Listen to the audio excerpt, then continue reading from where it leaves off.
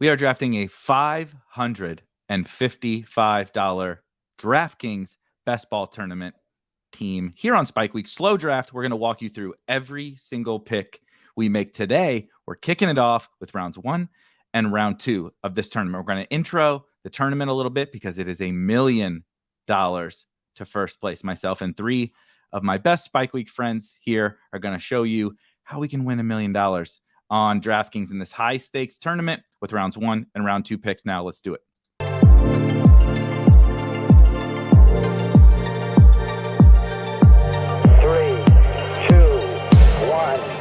liftoff.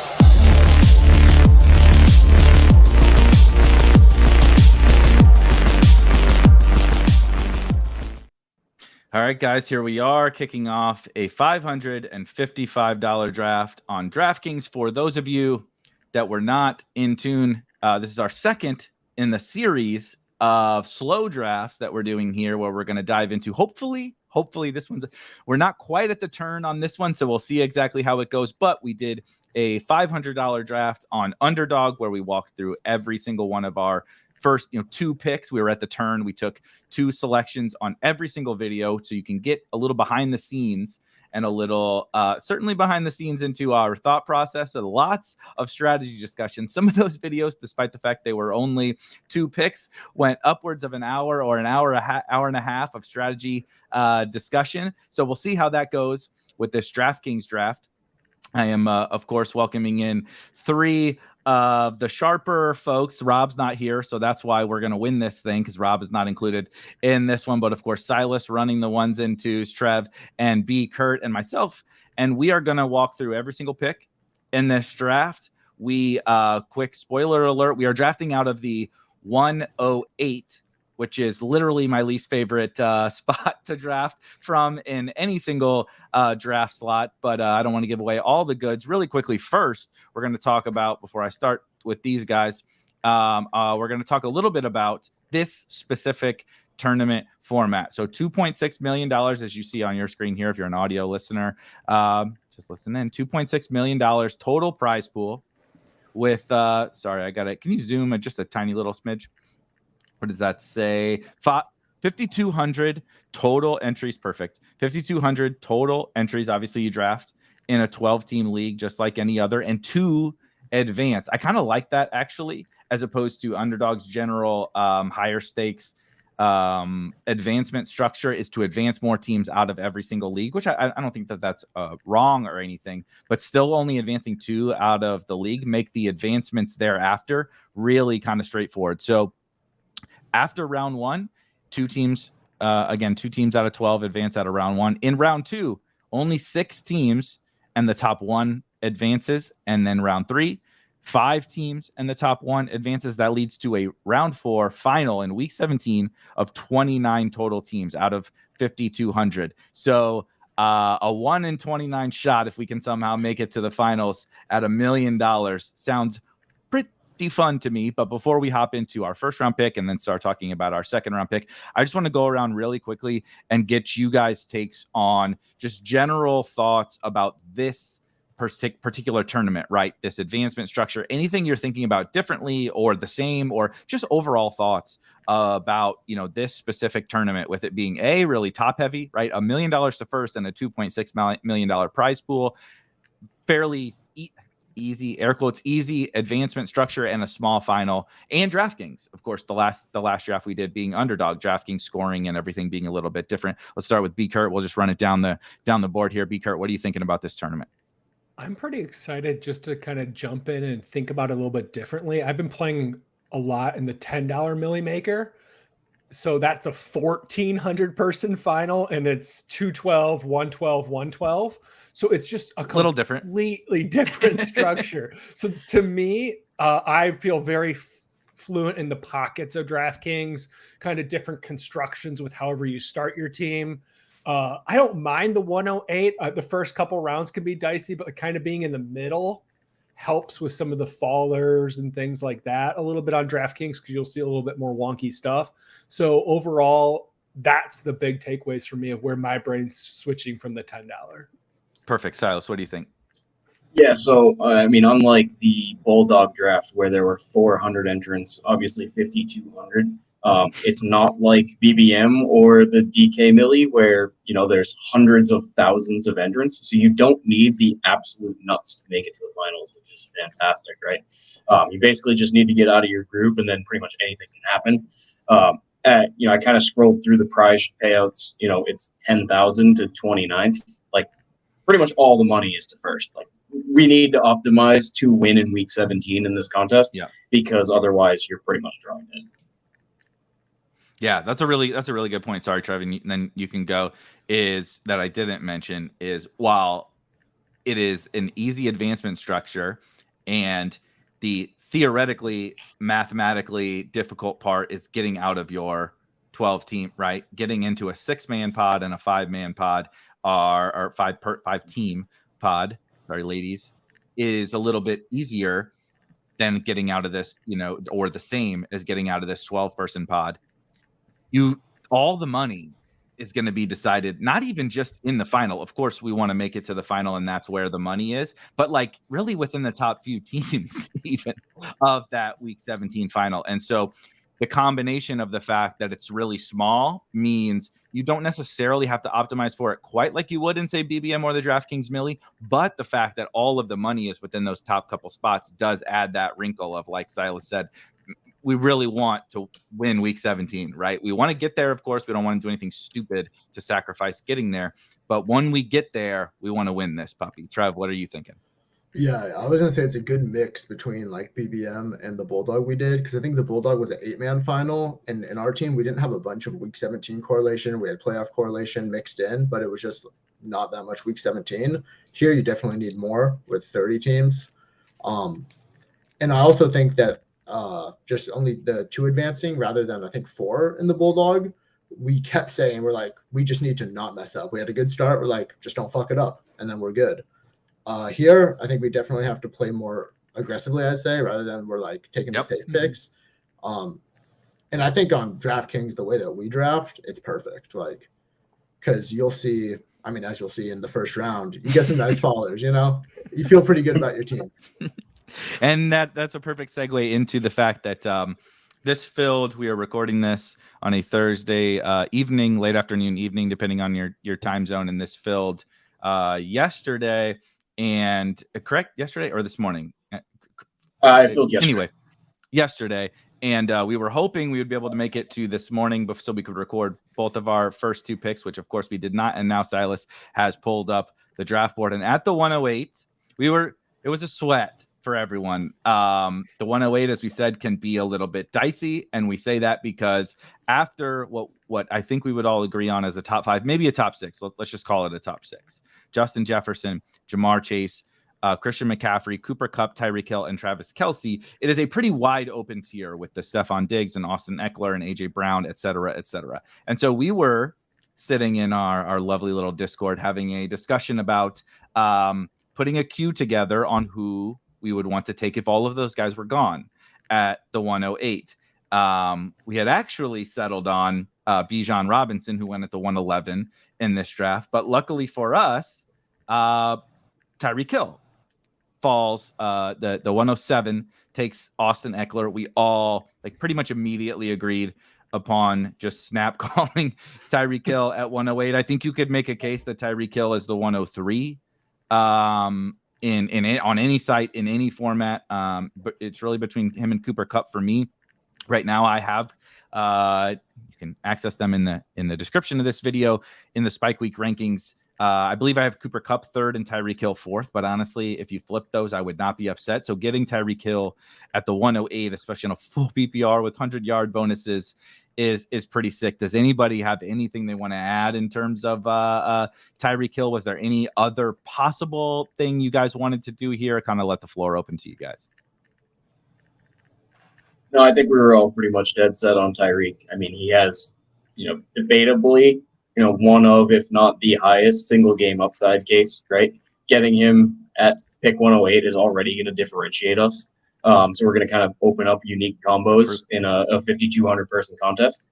So I think we were all pretty happy. Yeah, Anybody I I mean, yeah, I think he's one of the elite guys that you love to get in the first round.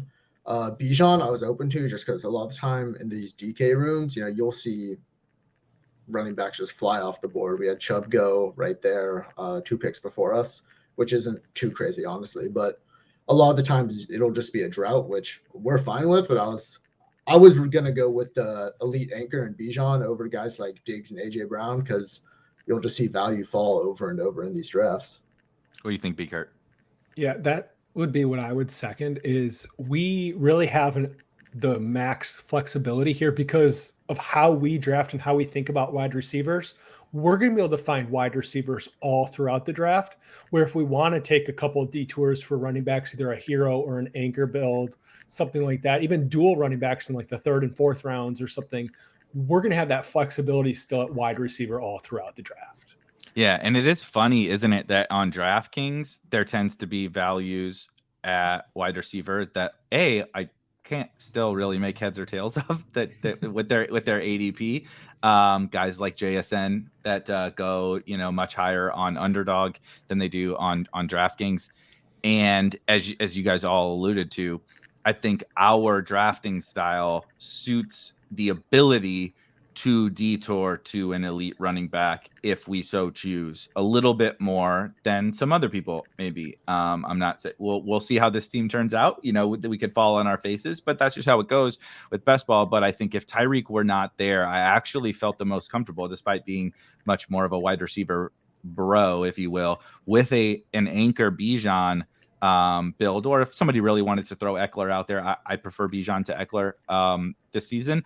But also knowing what's coming in the second round, which we'll get into here in just a second, what's coming in the 3rd, 4th, 5th, 6th, like what's coming in all these upcoming rounds with wide receivers, and then even what's coming in some of the potential value, like you guys mentioned, in the 7th, 8th, 9th, that I feel more comfortable even than on Underdog, despite the scoring format, taking a Bijan, or if we preferred Eckler, or if we preferred Chubb, even something like that, which is kind of funny to say. So really quickly for the audio listeners, after we took Tyreek Hill at the 108, let's read off the board. Justin Jefferson goes 101, shocker.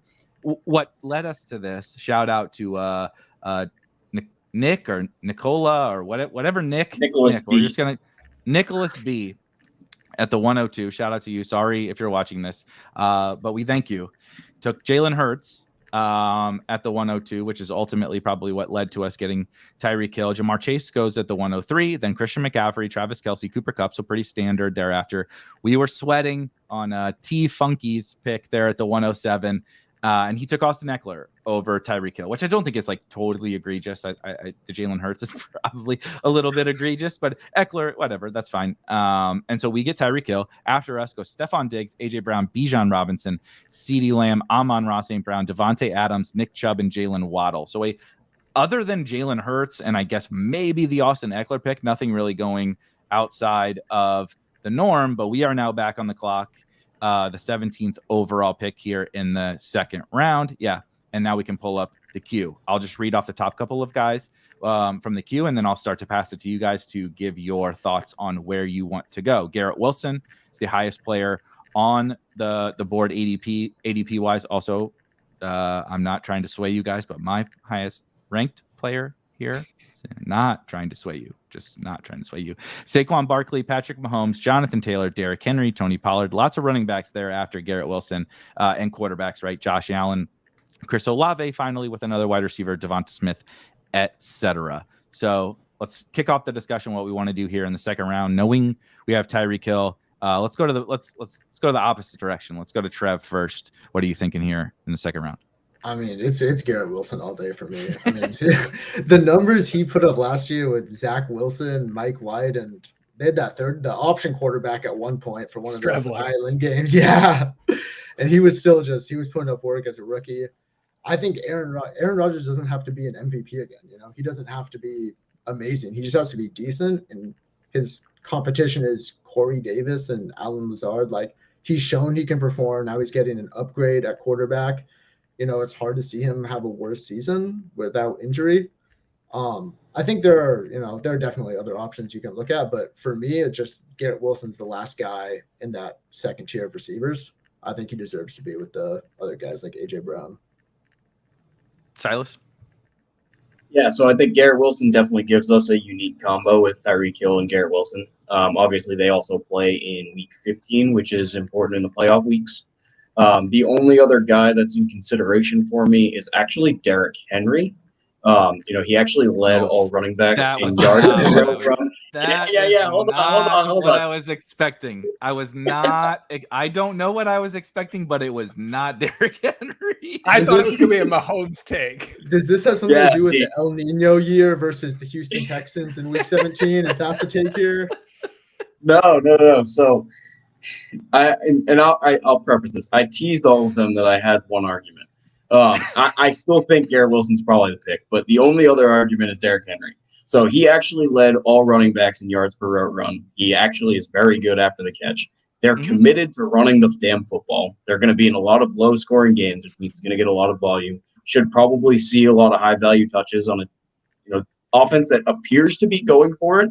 They just moved to minus 200 to sign D-Hop, which means they're going to play Ryan Tannehill and not pack it in. They're not going to trade him. They have a pretty damn good offensive line, and they have a good defense to keep teams in the game. So he is the guy that could put up that 30, 40-point ceiling game that you need in the playoff weeks.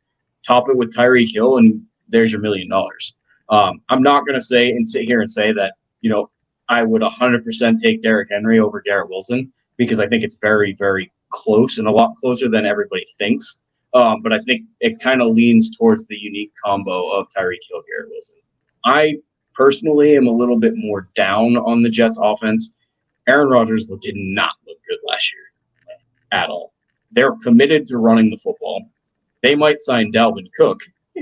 So, they might have 3, maybe 4 decent, pretty good running backs. And they might just want to run the football 40, 45 times. Who the hell knows? They don't need to rely on actually throwing the ball and putting it downfield. Garrett Wilson is obviously an elite talent, but if they're not throwing it 40 times a game, he could be potentially a bust. BKirt, what you thinking? So I'm going to be voting Garrett Wilson here. No way. Go figure. So yes, on all your Derrick Henry points, Silas, I completely agree. I'm actually buying more Titans than most people are right now, but I think it's just Garrett Wilson is the end of a tier compared to the rest of these players. And then when I look at running backs, these running backs are all kind of the same to me, same tier. I can see that high ceiling upside from Barkley, Pollard, all them, even down to Brees. We might even have a shot at Brees coming around in the 3rd round based on where he's going. And it sounds like Silas is probably not going to be super into that one based on his Jets feelings there. But there's not a whole lot of difference to me in these running backs. And where there is the difference is Garrett Wilson down to the next wide receiver that we could get in the 3rd round. We'd be looking at Calvin Ridley. And that kind of 2v2 to me is screaming Garrett Wilson. You could almost make a case for a Mahomes team here where, hey, what if we show up to the finals and we're the only Mahomes team that gets through and he puts up a 40-burger? That's going to be pretty awesome. But probably not a lot of Mahomes Tyreek teams either. I imagine Mahomes, especially in this little siloed, smaller tournament, when the people are tapping Mahomes in the 2nd round, they're taking him with Kelsey or Chase, right? Because those guys make the most sense. To draft him with Tyreek would be a very unique thing. So I'm not trying to pound the table for Mahomes, but I'm just saying I think Silas's case also on Derrick Henry was interesting. So I'm trying to give you guys both kudos to both of the cases. And it kind of fits into that same vein as the Derrick Henry case. It's just that unique player at the different position that could really separate. However, there are other quarterbacks that are going to be hanging around if we still want to go elite QB a little bit later, where we can get our wide receivers and then have the elite quarterback. Like, that's pretty appetizing too. I totally agree. Like I said, I will give here's what I'll say about the Derrick Henry tout. One, I was not expecting it. So shout out to you for totally surprising me. That's 2 times in a row we've drafted a high stakes team together, and Silas has brought up someone from the 2nd round. And I was like, holy shit, that was not what I was thinking. Last time you convinced me. This time, Derrick, you pushed your luck. Let's just say you never walk away from a heater. You should have walked away from this heater in terms of convincing me on the 2nd round pick, because I'm not going to give into the Derrick Henry thing. But what I do think your sentiment, that if someone wants to take something away, is that I could not possibly agree more with the premise that everyone has been working off of for months now, that is still like a residual effect in the ADP and just the overall market sentiment, that the Titans are going to be horrendous. And I don't think they're going to be good, like by NFL standards, but I don't think the Titans give a shit about what any of us think about any of that. I don't think I don't think it's in Mike Vrabel's DNA to come out and say, we're punting off this season. We're just going to give Will Levis the keys and say whatever. I think they are the favorite, they're the betting favorite, but I think that they're the favorite to sign DeAndre Hopkins. I think that shows us a lot, as Silas said, about what their intentions are this year. I think that they know that the division is bad. The Jaguars are the best team and the huge favorite in that division. And are the Jaguars, like, they're good, but like the Jaguars aren't the Chiefs. They aren't the Eagles. They aren't that level of team. And so I think the overall sentiment around the Titans is probably a little misguided. I think Derrick Henry is a totally reasonable pick.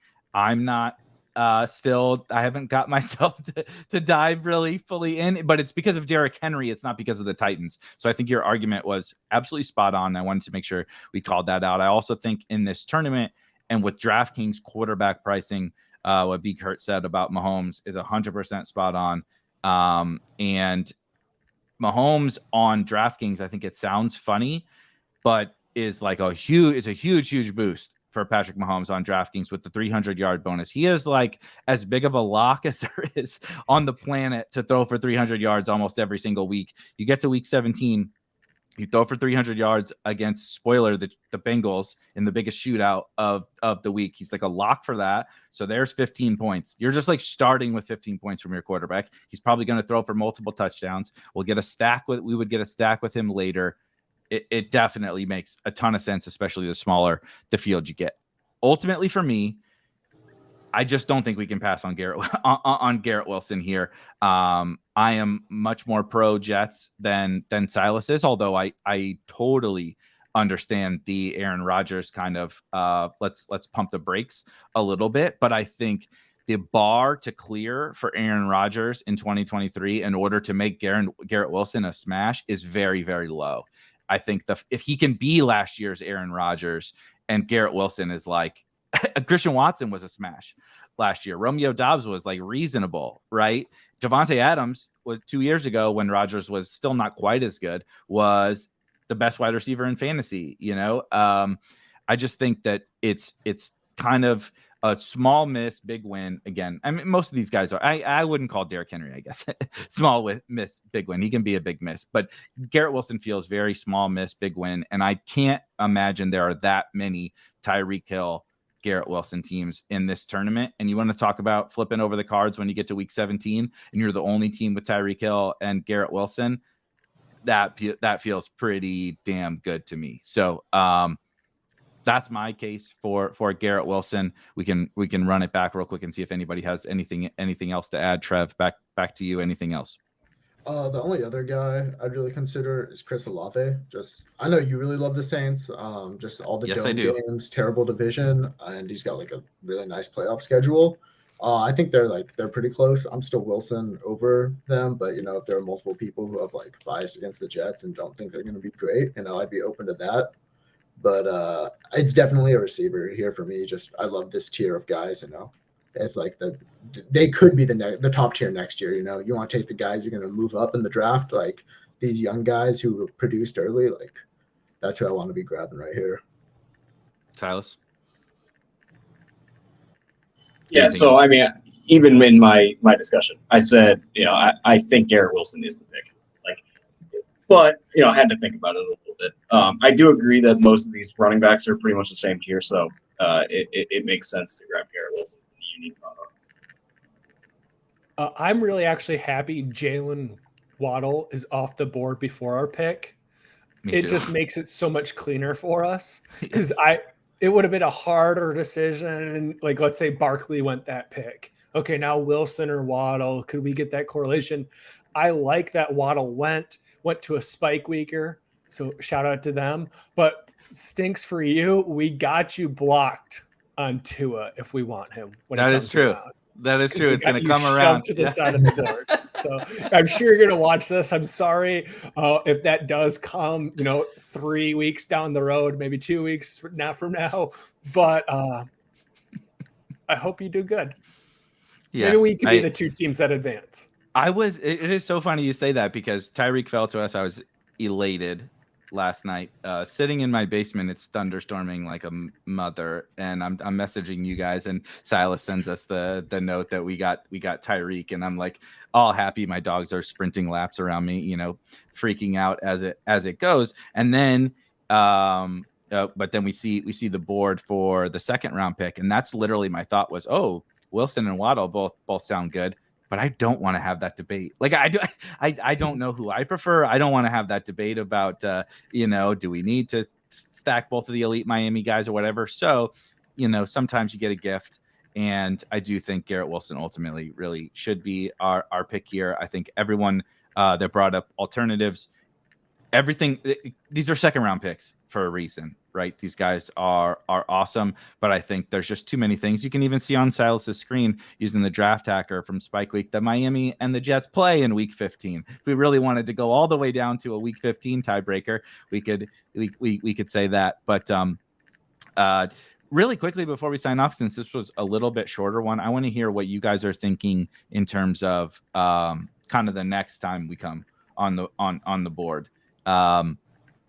I have drafted probably less DraftKings than you guys have so far this year. And I know BKirt mentioned Brees. I don't want to get Silas riled up with onslaughting the Jets to start this draft, but just kind of in general thoughts, what you guys are thinking about when we come back on the clock at the 3:08. BKirt, we'll start with you. So the first thing that I'm going to be looking for is, did one of the running backs fall, and is Mark Andrews hanging around? Those feel like the value when we get to like 308. There's going to be a whole bunch of receivers that we can debate all night long if we want to go that way. But we probably have 3 detours in the first 7 rounds, and the third round is a perfect time for one of them. Or Lamar is right there. See, Lamar is literally at the ADP that we pick next, which obviously fits well. I know we wouldn't have Andrews, but I don't think that's a problem. So that's definitely interesting. Silas, what are you thinking? Yeah, so Mark Andrews is exactly where my eyes light up. With the week 17 correlation. I'm also huge on Lamar. I think he could literally be the MVP this year. He has a ton of wide receivers that go wicked late on this for no reason. Other than Odell, they flip. Yeah, they flip in ADP compared to underdog, and I actually like the later guys more than Odell. So there's a ton of interesting stack partners there. The running backs can be interesting. I think there might be some that hang around just with the recent reports of holdouts. But I also, in full PPR, really like that tier of wide receiver as well. So I think we can kind of see what happens, and I'm kind of going to be happy with no matter what. Because again, they still are third round picks. Trev? Yeah, I'm in the same boat. I like all those guys. If we get some Cook news that maybe he's not going towards the Jets, I'll probably bang the drum for Brees Hall, just double up there. But other than that, yeah, I'm just looking at, that tier of Lamar and up for the most part. I started talking about Brees Hall and they took the board down. Damn. Exactly. Silas, we're going to have you read the Leg Up newsletter from today, and you can get your face all up. You're not going to like it. I recorded with Karain today, and he said Brees Hall about we talked for 2 hours. Shocker, I know, on the show that we do. He said Brees Hall's name about, I don't know, 120 times, and he also wrote about him in his newsletter this morning. So between that and the fact that Brees might be on the clock the next time we take these picks, you're going to get enough Brees talk here for you. Yeah, I hate to be that guy that brings up injuries. I just don't think he's going to be healthy to begin the year, and that brings up like the point as to why they're investing in the running back position. Mm-hmm. Guys, definitely. I mean, absolutely insane. He's unreal talent, probably one of the best running backs when healthy. I don't know if it's going to happen this year. So I mean, there's and that will be my case. We will get to this later, but I imagine by the time we are on the clock again, we certainly don't have Dalvin Cook news, and the rumors of them drafting Jahmyr Gibbs are scary. The rumors of Dalvin Cook going there are scary. And I also think it's possible he's a faller in this room on DraftKings in general. Those kind of injury scare guys and those free agent rumor guys can be scary as well. So I find myself maybe if let's pipe dream a little bit. If Andrews, Lamar, and Breece are all on the clock, like available to us when we come back on the clock at the 3:08. I love Breece. I draft a lot of Breece, but I will probably also be on Silas' side pounding the table for these other guys. So it will be definitely an interesting conversation at 3:08. But honestly, I will say, when Silas told us we got the 108, I was like triggered. I was like we got the 110 in the Bulldog, right? And to be fair, we got lucky in the Bulldog. AJ Brown fell to us at the 111. You're right. We got the 111 in the Bulldog on Underdog in the last series that we just recorded, and AJ Brown falls to us at the 111. So you're like, okay, I mean, is AJ Brown as good as Tyreek Hill? No, but we kind of got bailed out a little bit from being at the 111. That was great. Stacked the Eagles, ended up loving the team. Then we get the 108 here. I'm like, are we going to do we have to keep recording these series until we get like an actual good pick? Like, I would like to get one of the good players, and then Tyreek falls to us, and then Garrett Wilson is available to us in the second round. And I was just like, this is what you hope for. This is what, I mean, when you get the 108, this is the kind of start that you ultimately hope for, not Derek fucking Henry in the second round. I'm kidding, obviously, but that's our first two picks. Tyreek Hill, Garrett Wilson. As you can see with a smile on my face, I'm very excited for this team. I think it's going to turn out awesome, and I'm excited to see where we head to over the course of these last 18 picks. We'll be back in, we'll see. Generally, the Underdog slow drafts were about every 2 days or so. So expect 2 to 3 days, and we'll try, if we can, to record both picks at the turns each time. So 2 picks in one video. But that'll do it for the Browns 1 and round 2. And the DraftKings Milly Maker, we're en route to $1 million, $250K a piece. I guess I'll settle. I'll settle for $250K a piece. We'll be back in just a couple days. See ya.